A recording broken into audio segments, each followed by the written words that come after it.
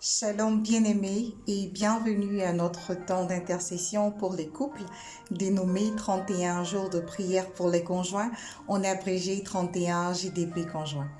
Je suis Marie-Anna Sanvo-Inguesson, initiatrice de ce temps, et c'est avec beaucoup de plaisir que je m'adresse à toi aujourd'hui. Nous sommes au jour 13. Ça passe vite, hein? Jour 13.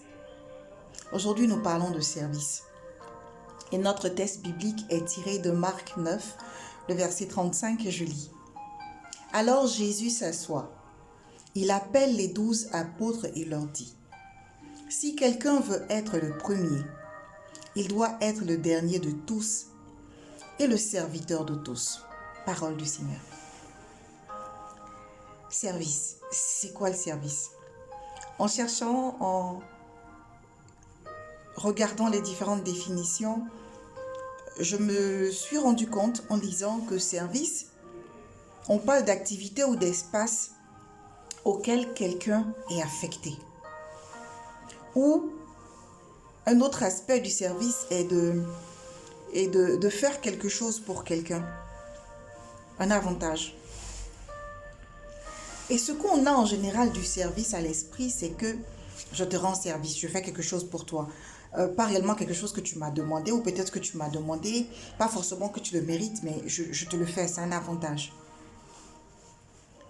Et en général, quand on entend service dans nos couples, on se dit, je vais l'aider à faire telle chose, je vais l'aider à faire telle chose, ou l'aider à faire telle chose.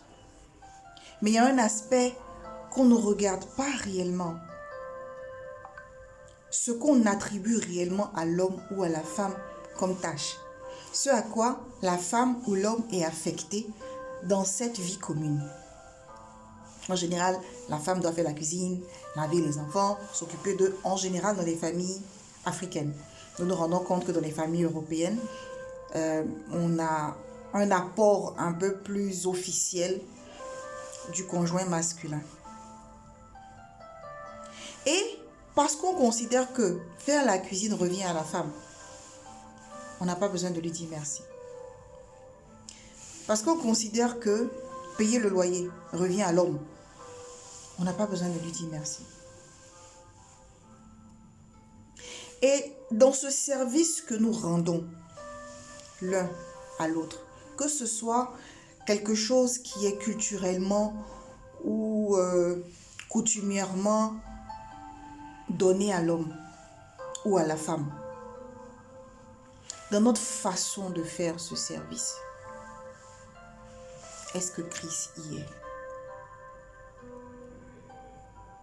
Je lisais un livre ce matin, un livre biblique ce matin, qui parlait de Esther, et de Esther qui devait aller rencontrer le roi pour plaider par rapport à son peuple juif qui devait être tué. Et on dit qu'après les 3 jours qu'elle a pris, mais elle s'est sapée, comme on dit chez nous les Ivoiriens. Elle a porté une tenue. Elle s'est apprêtée. Elle était belle à voir. Et on ne va pas voir le roi comme ça, sans avoir été convié. Mais elle était tellement agréable au regard que le roi a levé son sceptre et a permis qu'elle vienne vers lui. L'habillage, la façon dont les choses sont faites. Est-ce que dans le service que je rends, je le rends avec amour, avec tendresse, avec attention? L'habillage de ce service. Bien-aimés, regardons nos différents habillages. Apprenons à être reconnaissants pour le service qu'on nous rend. Prendre soin des enfants, c'est un service qu'on vous rend. C'est un service aux enfants, c'est un service à nous, c'est un service au couple. Être reconnaissant par rapport à ça. En faisant ce service nous-mêmes, comment nous l'habillons? La vie à deux n'est pas facile. Les services auxquels nous sommes affectés ne sont pas faciles. Mais l'habillage que nous apportons à ces services permet à ce service de rayonner. Permets à ce service d'avoir Christ à l'intérieur, parce qu'on nous dit qu'il est doux et humble de cœur. Donc l'habillage qui accompagne ce service fait rayonner Christ dans nos vies et dans nos couples. Et toi, qu'en penses-tu? Shalom chez toi.